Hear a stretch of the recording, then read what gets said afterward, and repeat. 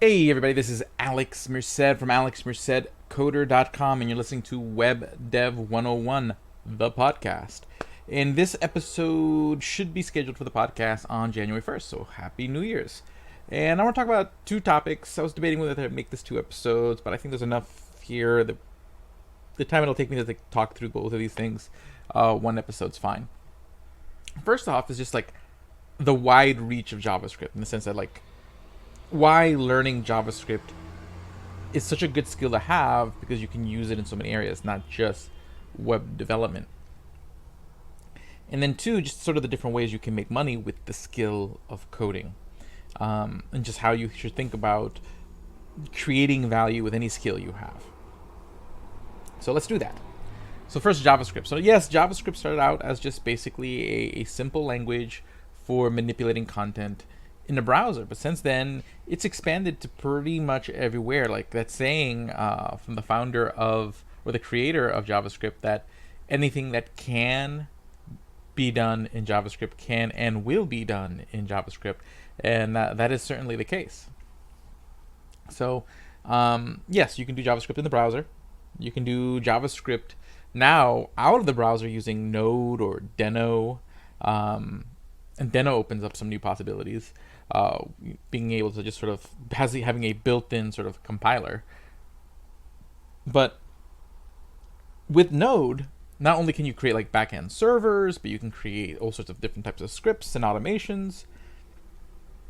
You can create CLI tools. You can create now you can create things like mobile apps using things like React Native and NativeScript.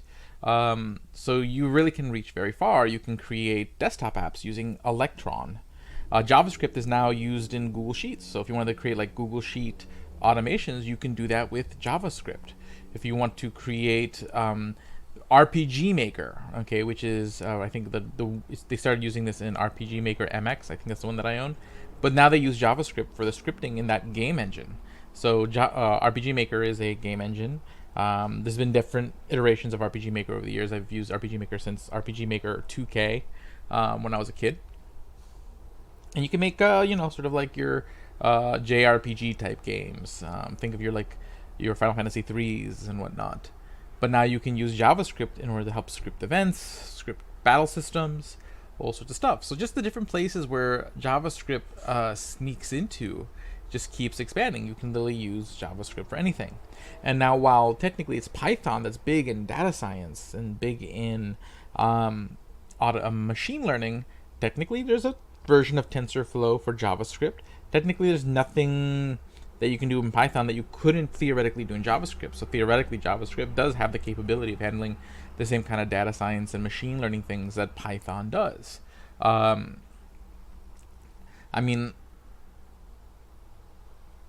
I think just like Python just had a lot more sort of more math and scientific type libraries out of the gate that made it an easier transition from like languages like R, or MATLAB, which are typically used for more like scientific things. And there's also like Julia, which is also used for like more scientific mathematical stuff. And a lot of these languages, MATLAB and R are kind of more specialized. I think Julia you could use for it is technically general purpose, but was really made for more like scientific mathy stuff. But you could do other stuff with it, like it's capable. But yeah, so the point is like JavaScript really is robust. One, it has a strong foothold in particularly web.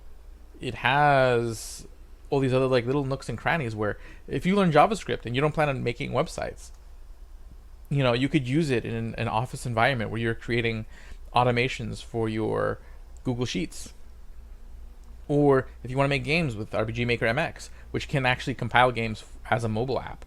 So you can create mobile games using JavaScript, using RPG Maker MX, or create mobile apps using like a native script or React Native. So the point is like where you can use JavaScript, and chances are I wouldn't be surprised if more different platforms start just including in JavaScript in the kind of tools you can use to interact with those platforms, like many of the ones I've mentioned. So yeah, it's never a bad time to learn JavaScript. It's always very useful to be good at JavaScript. I always really emphasize like don't just rush to the frameworks, but really get yourself immersed in the fundamental language and all the constructs and data structures that are built into the language. It really does make learning everything else, like how the different frameworks, and same thing with like Node, like learning how Node works and what, like the Node software and all the Node commands really helps you then understand like what does a package.json do and what happens when you use like a require statement. Really helps you understand like what's going on when you use other libraries. And now as things start moving towards like TypeScript and Deno and whatnot, which is really exciting. I really like Deno. Being able to use a way top level and be able to compile TypeScript with that sort of an intermediary compile step is very nice. So I'm very looking forward to sort of Deno continuing to pick up speed over the next several years. But bottom line is, when you jump into Deno, you shouldn't if you jump into Deno, don't rush to learn every library. Study the actual runtime first. Study Deno and learn how Deno works. It'll make then understanding how other libraries work better. Okay, the few Deno tutorials that I have done over there at devnursery.com, spending a little time just kind of understanding Deno first made it a lot easier to kind of work my way through the early stages of many libraries, because right now everything is kind of very early stage with Deno. And a lot of the conventions and standards are still sort of forming. So that's all fine and good. Now that we've kind of talked about the reach of JavaScript, TypeScript, etc., the next thing I want to talk about is sort of how can you make money coding? Because generally people learn code and they think, okay, the only thing I can do is just go get a job. And if I can't find a job, this skill has no value to me. But bottom line, any skill that you have brings you value. When I say value, in the sense of it'll bring value to your life in the sense of income or just richer experiences in really three ways. One, you use the skill to benefit others. Okay, that's what happens in employment. So whether you find a traditional sort of full-time job, and that full-time job there's different types of employers. There's like the startup. So in a startup, you're probably going to need to be sort of strong in your development skills because you're building something from scratch. So they want it built up well, and your income is going to be more split up between like cash and equity. So basically, really your overall income will really be based on whether that product is successful or not. So there's some risk, but you're using newer technologies. It's more exciting. You're on the cutting edge. Then there's like working for like large enterprises. So these are like the big companies that have been around for 20, 30 years. They're probably using like Java or .NET. Maybe if they're a little bit younger, maybe they're probably using like Rails for a lot of things. And you need to be probably a little bit more experienced, have a stronger resume to break into these areas. Not necessarily always. Like if you really know your algorithms and you really know your data patterns, design patterns and all that stuff, you might be able to break on through into one of these spaces. You'll get paid a little bit more. It's steady, not as much equity, which means the future growth of the company isn't necessarily as much part of your compensation more than just cash is. But it's secure. But it's also a little bit less exciting because you're not necessarily writing new code more than maintaining and fixing things as they break and monitoring things. But maybe occasionally, there's room for intrapreneurship where you try to find new ideas to bring to the company and create new spaces and new efforts within the company that could actually be pretty exciting to actually take really household things and make them better for people. You could end up working for an agency. So this is different than a startup or an enterprise, because in an agency you're working on several projects, okay, and in different ways. And oftentimes this really requires you to be more like a jack of all trades, because they may not necessarily need someone doing JavaScript 40 hours a week. They may need someone doing a little bit of JavaScript here, a little bit of Rails on this project, a little bit of Django for that project, someone who can do a little graphic design over here.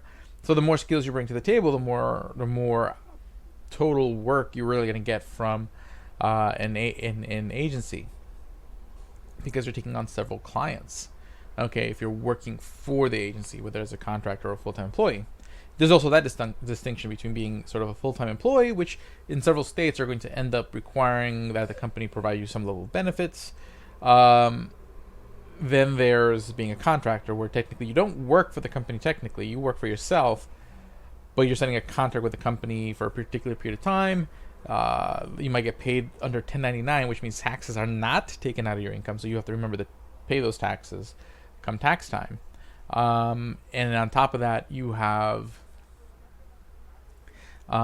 you are responsible for your own benefits, etc. So you're a little bit more responsible. On the bright side, though, you can reduce your overall tax bill if you write off things that you spend for the purpose of employment. You know, you buy a new computer, you get some USB sticks, you get a new webcam, you pay for Zoom that you use for work. These things you can then write off that income because you use them professionally, and that is self-earned income, and that's the cost of earning that income. Okay, you get to write that off, which is pretty nice. Okay, then, okay, there's more self-employment, which, you know, more freelancing. So instead of working for an agency and getting work through them, you go seek out your own clients or start your own agency, and you employ other people. That's one option. You could use websites like Upwork, Fiverr to seek odd jobs. I'm always very hesitant to make that recommendation just because these platforms are very globally competitive. So chances are the work you will find, you're generally going to be getting paid a lot less for that work than you would if you had went and sought a client out for yourself, because of the level of competition and the level of bids that any particular work might be getting. It's definitely good if you're just kind of building sort of your early reputation and you just need to get some, you know, you're willing to work real cheap just to get a few jobs under your belt, some experience. Upwork may be a good place to find that. The same thing with Fiverr, where, you know, just offering someone a website design or helping them create some basic endpoints or set up a database, you know, basic things. Cool. Then there's like the business to business kind of market, or developer to developer market, where other developers need things that help them become more productive, like selling component libraries for like React, Vue, or Angular. So you have pre-styled, pre-created components, and what you do is you might have a core set that's free, and then you sell more advanced components. So hey, here's like all the basic buttons and containers and whatnot. But if you want to buy like the carousel, that might be a couple bucks. You want to buy this modal component, that might be another couple bucks. You could do that. You could sell WordPress themes. WordPress themes are always a lot of money because a lot of people who don't code, don't design, use WordPress, and they like to use themes. Okay, and they need fancy themes with cool features. Making custom WordPress plugins with PHP. It's another way you can make money coding.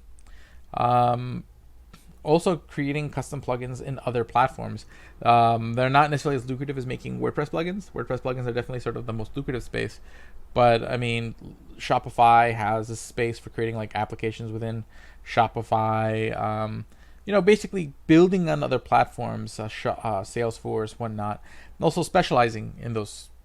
And this is where consulting work can come in. If you become a real expert in, let's say, something like Salesforce, there's a whole, like Salesforce, coding in the Salesforce space is kind of its own industry in itself.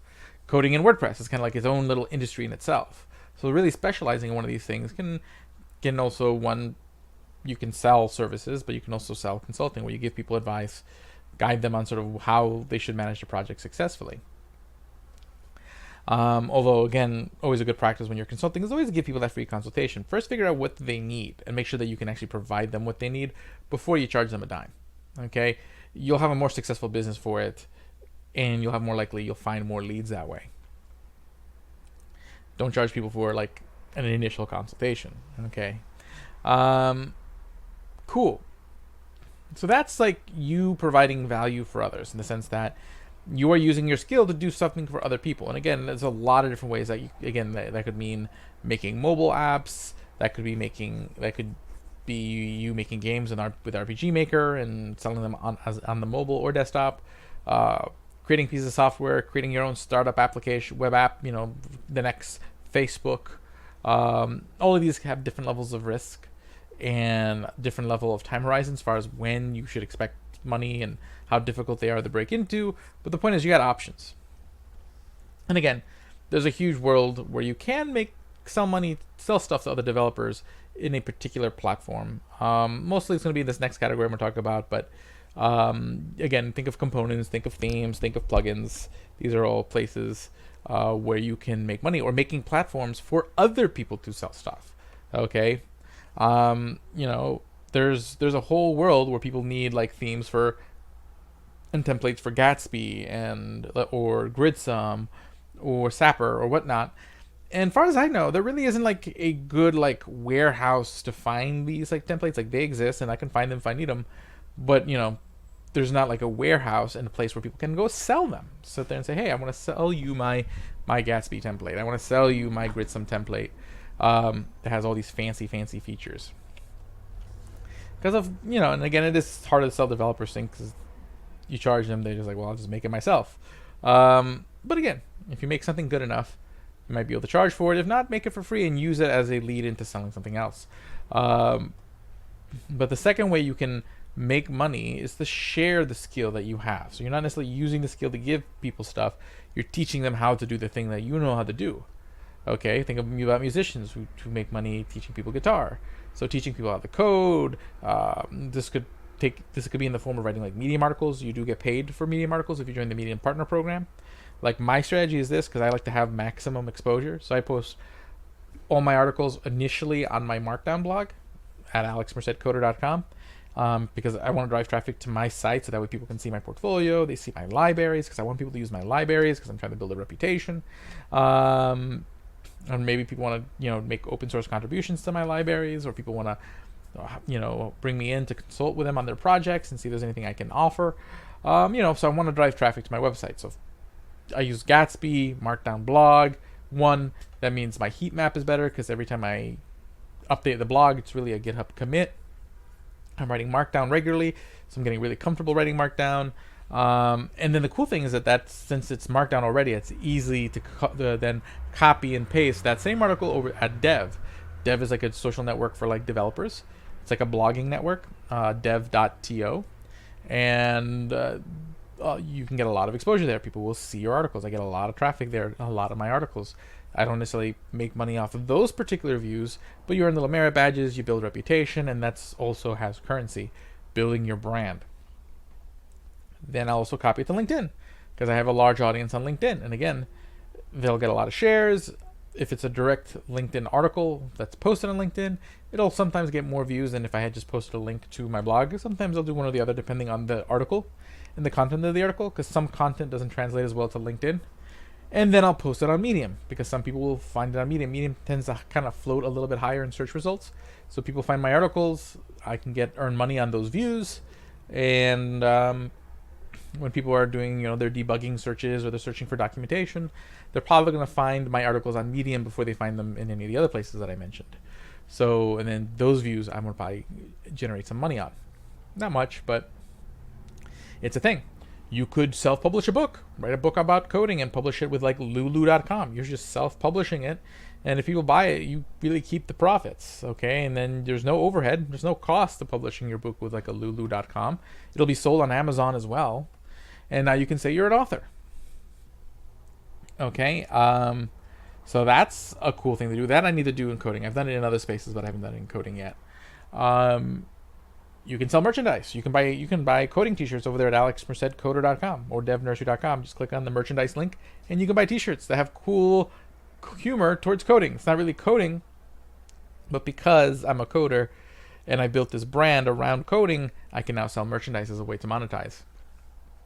Make YouTube videos or podcasts. Okay, if you guys are listening, this is a podcast, and I will then post this audio content as a video on my YouTube channel as well. But with that, if you build up enough of an audience, you could sell ads, you can get sponsorships, all sorts of cool stuff. That's not generally what I'm trying to do right now with my YouTube channel and my podcast.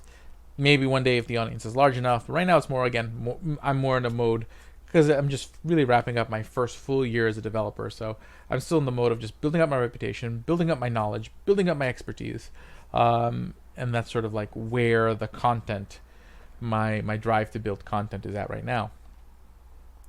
But you can make money off there. Okay, like my YouTube channel is getting closer and closer to that, point where you can join the YouTube partner program. It's the second time I've built up a YouTube channel. And yeah, every time you do it, you learn to do it a little bit better, and you're able to do it a little bit quicker.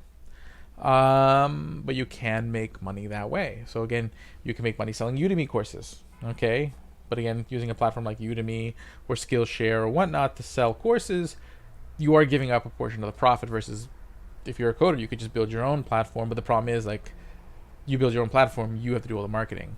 There's other people who are going to Udemy for other things that might stumble upon your class. So this is a trade-off. Like, I'm not going to make as much money on my product if people buy it from my website versus find it on the shelf at Walmart, but they're more likely to find it on the shelf at Walmart. So I may make more money because I'll sell more units. So, it's a whole marketing mix, product placement, that whole thing. But those are different ways you can make money. And the last way is that you can use coding to enhance skills you already have.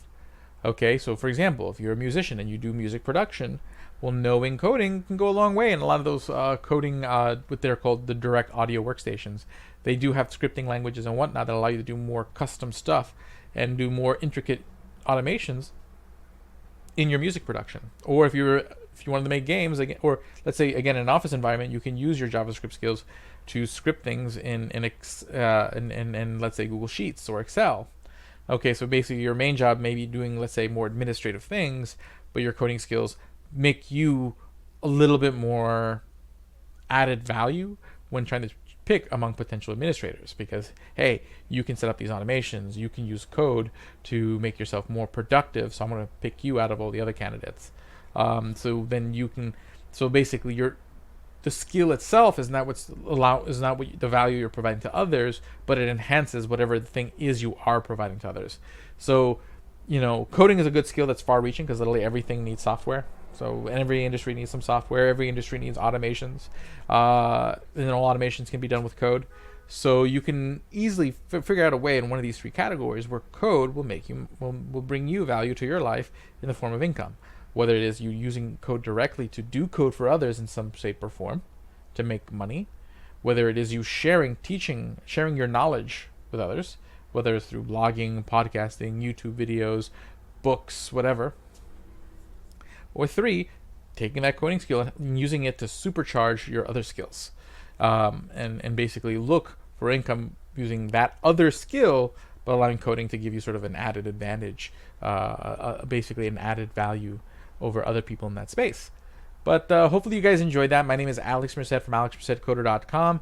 Do subscribe to the podcast. Do subscribe to the YouTube channel. You can find links to everything over there at alexmercedcoder.com. If you want to read my blog posts and watch my tutorial videos, head over to not alexmercedcoder.com. Head over to devnursery.com. Join the Slack. Join the Discord community over there at devnursery.com. Meet a bunch of other cool devs. We're all hanging out, sharing information. And if you're someone thinking about becoming a developer, I am an instructor with General Assembly. So come check us out. Join one of my classes. You'll have a good time, I promise. It's always a good time, and I pay a heavy touch to make sure that people grow from one end to the other and get on the right track. So you'll be in good hands. But I'll see you guys in a bit, and Happy New Year's. Ciao.